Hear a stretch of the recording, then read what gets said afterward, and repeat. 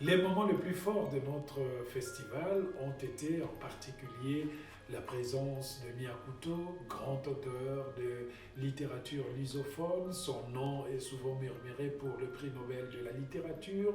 Nous avions été heureux de le voir arriver, accepter notre invitation, rencontrer le public nantais. Nous avions eu aussi les lectures chuchotées parce que quand on chuchote une lecture, la tension est tout d'un coup présente. Si j'ai dit quelque chose à voix basse, évidemment, les gens entendent. On a toujours pensé que la lecture devait être gueulée, et bien nous l'avons chuchoté ici à Nantes. Un autre moment fort, c'était la leçon inaugurale de la romancière Leila Slimani qui nous a parlé de la liberté du corps, de la liberté de l'esprit, des injustices qu'on retrouve dans l'espace du Maghreb où la condition de la femme est dans une situation détestable. Cela a été pour le public un moment très puissant avec la présence des grandes personnalités de la ville, mais aussi de tous les auteurs, parce que nous souhaitons que la leçon inaugurale soit la marque de fabrique du Festival Atlantide. Et nous pensons aussi que la présence de la littérature jeunesse fait la singularité de ce festival. On a tendance toujours à avoir d'un côté un festival pour la littérature jeunesse, de l'autre un festival pour la littérature adulte, comme si la littérature pouvait être sectionnée, saucissonnée. Eh bien, nous avons fait tout un bloc pour donner aux lecteurs la possibilité de ne pas séparer qui est petit et qui est grand, parce que quand on lit, eh bien, l'âge n'existe plus. Le Festival Atlantide est un festival qui a pour souci de réenchanter le monde. Nous vivons dans une période où il est plus facile d'être pessimiste qu'optimiste. Et bien, dans ce festival, nous avons voulu donner un certain dynamisme, un certain courage, un certain regard sur le futur. C'est dans ce sens que réenchanter le monde Atlantide, c'est dire que rien n'est perdu, l'espoir doit se conjuguer tous les jours au présent, au futur, et le passé doit nous servir tout simplement de mémoire pour ne pas commettre les mêmes erreurs. C'est pour cela que j'avais décrété que Nantes était la capitale de l'enthousiasme culturel. Nous avons eu le souci de mettre en valeur les auteurs de premiers romans.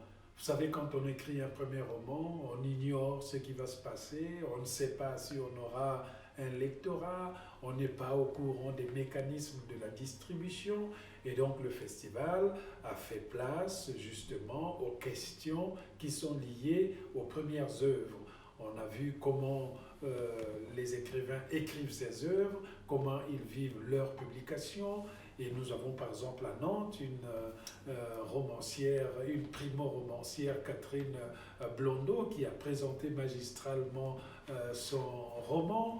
Mais on a eu aussi dans le public cette sorte d'engouement, parce que je reste persuadé qu'il y a beaucoup d'écrivains qui sont cachés dans le public et qui attendent justement que ce discours de l'enthousiasme sur l'écriture du roman leur soit peut-être dit. L'un des grands avantages de ces festivals, c'est qu'il permet au public de voir autre chose. Il permet au public de voyager, de traverser des imaginaires, de peut-être confronter leur propre questionnement au questionnement des autres. La littérature ne vaut rien si elle tourne autour de la case de son père ou juste dans la superficie de sa nation.